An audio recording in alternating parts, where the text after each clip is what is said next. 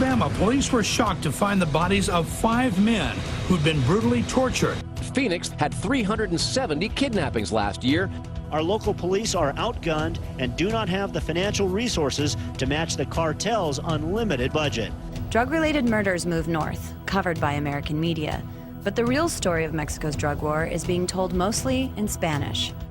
Next on Global Pulse. How these broadcasters are covering the narco crisis in Mexico. The war between Mexico's powerful drug cartels is rooted in almost 5 years of violence and corruption. Spain's TVE has reported on the cartel's mounting ruthlessness like this.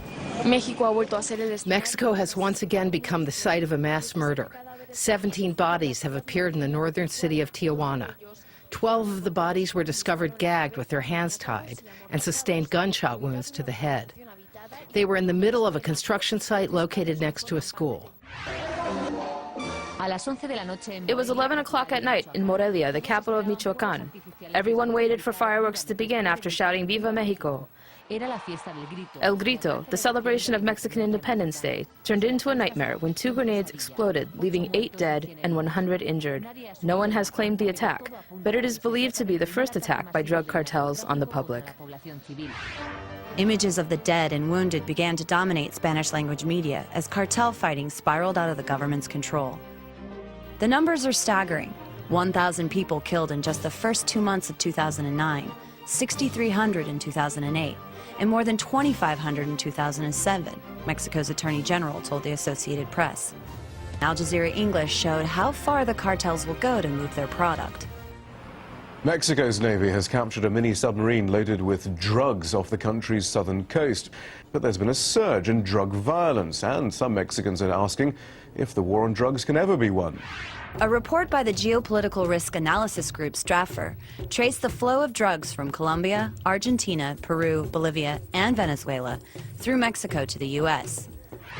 Mexico's Once Noticias explored whether Mexico was gaining ground against the power and influence of the cartels.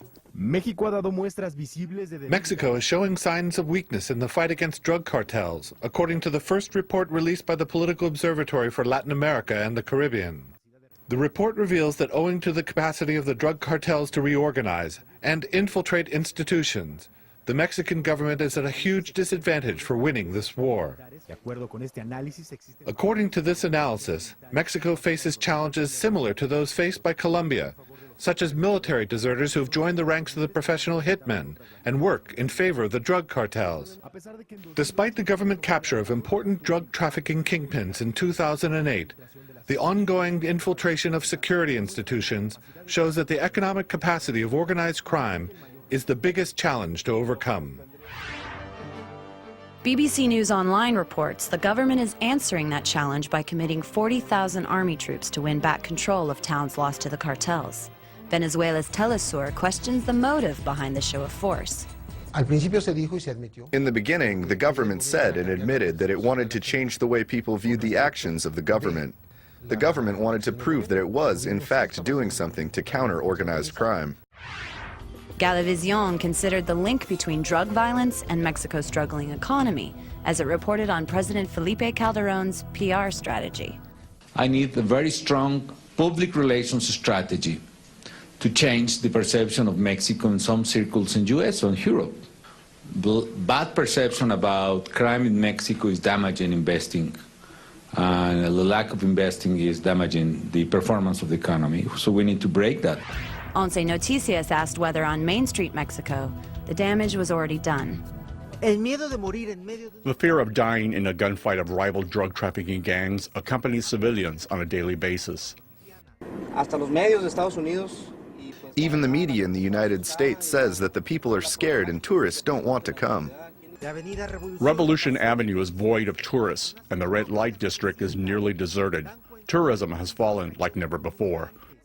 All of this is owed to the crime, killings, the economy of the United States. Nothing is working in our favor. For Global Pulse, I'm Erin Coker.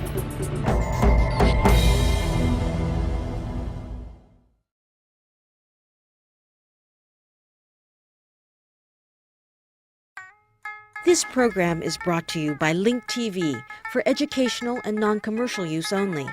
Link TV is the only U.S. network dedicated to global and national news, uncompromising documentaries, and diverse cultural programs. Programs that connect you to the world.